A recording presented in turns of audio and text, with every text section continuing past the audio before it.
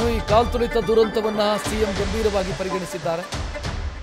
ಈಗಾಗಲೇ 5 ಮಂದಿ ಪೊಲೀಸ್ ಅಧಿಕಾರಿಗಳನ್ನು ಅಮಾನತು ಮಾಡಲಾಗಿದೆ. ಇನ್ನೊಂದಿಷ್ಟು ಅಧಿಕಾರಿಗಳ ವಿರುದ್ಧ ಕ್ರಮ ಕೈಗೊಳ್ಳುವಂತ ಸಾಧ್ಯತೆ ಇದೆ. ಪೊಲೀಸ್ ಅಧಿಕಾರಿಗಳ ಅಮಾನತು ಬೆನ್ನಲ್ಲೇ ಸಿಎಂ ಇವತ್ತು ಸಭೆ ಕರೆದಿದ್ದಾರೆ. ಇವತ್ತು ಸಂಜೆ ಸಿದ್ದರಾಮಯ್ಯ ನೇತೃತ್ವದಲ್ಲಿ ಮಹತ್ವದ ಸಭೆ ನಡೆಯುವುದಕ್ಕಿದೆ. ಕೆಲ ಪ್ರಮುಖ ಅಧಿಕಾರಿಗಳ ವಿರುದ್ಧ ಕ್ರಮ ತೆಗೆದುಕೊಳ್ಳುವಂತ ಸಾಧ್ಯತೆ ದಟ್ಟವಾಗ್ತಾ ಇದೆ. ಸರ್ಕಾರದ ಮುಖ್ಯ ಕಾರ್ಯದರ್ಶಿ ವಿರುದ್ಧವೂ ಕೂಡ ಕ್ರಮಕ್ಕೆ ಚಿಂತನೆಯನ್ನು ಮಾಡಲಾಗಿದೆ.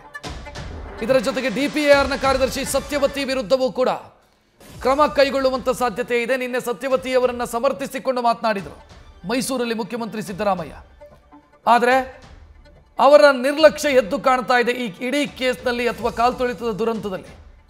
ಅದೇ ಕಾರಣಕ್ಕಾಗಿ ಸತ್ಯವತಿ, ಚೀಫ್ ಸೆಕ್ರೆಟರಿ ಸೇರಿ ಇನ್ನು ಒಂದಿಷ್ಟು ಅಧಿಕಾರಿಗಳ ವಿರುದ್ಧ ಕ್ರಮ ಕೈಗೊಳ್ಳುವಂತ ಸಾಧ್ಯತೆ ಕಾಣ್ತಾ ಇದೆ. ಹೆಚ್ಚಿನ ಡೀಟೇಲ್ ನೀಡೋದಕ್ಕೆ ನಮ್ಮ ಪ್ರತಿನಿಧಿ ಹರೀಶ್ ಫೋನ್ ಸಂಪರ್ಕದಲ್ಲಿ. ಹರೀಶ್, ನಿನ್ನೆ ಸತ್ಯವತಿಯವರನ್ನ ಸಮರ್ಥಿಸಿಕೊಂಡು ಮಾತನಾಡಿದ್ರು ಮುಖ್ಯಮಂತ್ರಿ ಸಿದ್ದರಾಮಯ್ಯ. ಇವತ್ತು ನಿಲುವು ಬದಲಾಗಿದೆಯಾ ಹಾಗಿದ್ರೆ?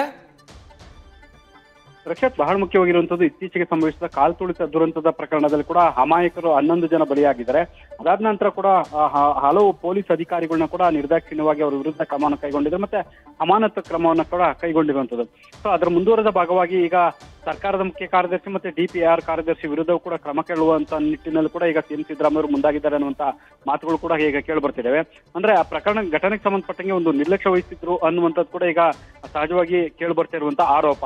ಹಾಗಾಗಿ ಸರ್ಕಾರದ ಮುಖ್ಯ ಕಾರ್ಯದರ್ಶಿಗಳೇ ಶಾಲಿನಿ ರಜನೀಶ್ ಅವರು ಮುತುವರ್ಜಿ ವಹಿಸಿ ಅವರು ಕೂಡ ಲೋಪ ಎಸಗಿದ್ದಾರೆ, ಅಂದ್ರೆ ಸಿಎಂ ಸಿದ್ದರಾಮಯ್ಯ ಅವರ ಗಮನಕ್ಕೆ ಒಂದಷ್ಟು ವಿಚಾರಗಳನ್ನ ತಂದಿಲ್ಲ ಅನ್ನುವಂತ ಆರೋಪಗಳು ಕೂಡ ವ್ಯಕ್ತ ಆಗ್ತಿರುವಂತದ್ದು. ಈ ಹಿನ್ನೆಲೆಯಲ್ಲಿ ಸರ್ಕಾರದ ಮುಖ್ಯ ಕಾರ್ಯದರ್ಶಿ ವಿರುದ್ಧ ಕೂಡ ಕ್ರಮ ಕೈಗೊಳ್ಳುವಂತ ನಿಟ್ಟಿನಲ್ಲಿ ಇವತ್ತು ನಡೆಯುವಂತ ಸಭೆ ತೀರ್ಮಾನ ಆಗುತ್ತೆ ಅನ್ನುವಂತ ಮಾತುಗಳು ಕೇಳಿ ಬರ್ತವೆ. ಜೊತೆಗೆ ಡಿಪಿಆರ್ ಕಾರ್ಯದರ್ಶಿ ಆಗಿರುವಂತಹ ಸತ್ಯವತಿ ಅವರ ವಿರುದ್ಧ ಕೂಡ ಕ್ರಮ ಕೈಗೊಳ್ಳುವಂತ ನಿಟ್ಟಿನಲ್ಲಿ ಒಂದಷ್ಟು ಚರ್ಚೆಗಳು ಆಗುತ್ತೆ ಅನ್ನುವಂತ ಮಾತುಗಳು ಕೇಳಿ ಬರ್ತದೆ. ಅಂದ್ರೆ ಇಬ್ಬರು ಮಹಿಳಾ ಅಧಿಕಾರಿಗಳನ್ನ ಕಡ್ಡಾಯವಾಗಿ ರಜೆ ಮೇಲೆ ಕಳಿಸುವಂತ ಒಂದು ನಿಟ್ಟಿನಲ್ಲಿ ರಜೆ ಶಿಕ್ಷೆಯನ್ನು ಕೊಡುವಂತ ಪ್ರಯತ್ನಗಳು ಆಗುತ್ತೆ ಅನ್ನುವಂತ ಮಾತುಗಳು ಕೇಳಿ ಬರ್ತದೆ. ಹಾಗಾಗಿ ಸಂಜೆ ನಡೆಯುವಂತಹ ಗೃಹ ಸಚಿವರು ಮತ್ತೆ ಕಾನೂನು ಸಚಿವರು ಸೇರಿದಂತೆ ಹಲವರು ಕೂಡ ಪ್ರಮುಖರು ಭಾಗವಹಿಸ್ತಾರೆ. ಆ ಒಂದು ಸಭೆಯಲ್ಲಿ ಈ ಇಬ್ಬರು ಅಧಿಕಾರಿಗಳ ನಿರ್ಲಕ್ಷ್ಯದ ಸಂಬಂಧಪಟ್ಟಂಗೆ ಒಂದು ಕಡ್ಡಾಯ ರಜೆ ಕಳಿಸುವಂತ ನಿಟ್ಟಿನಲ್ಲಿ ಕೂಡ ತೀರ್ಮಾನ ಆಗಬಹುದು ಅಂತ ಮಾತುಗಳು ಕೂಡ ಕೇಳಿ ಬರ್ತಾ ಇರುವಂತದ್ದು. ರಕ್ಷಾ, ಥ್ಯಾಂಕ್ ಯು ಹರೀಶ್ ಮಾಹಿತಿಗೆ.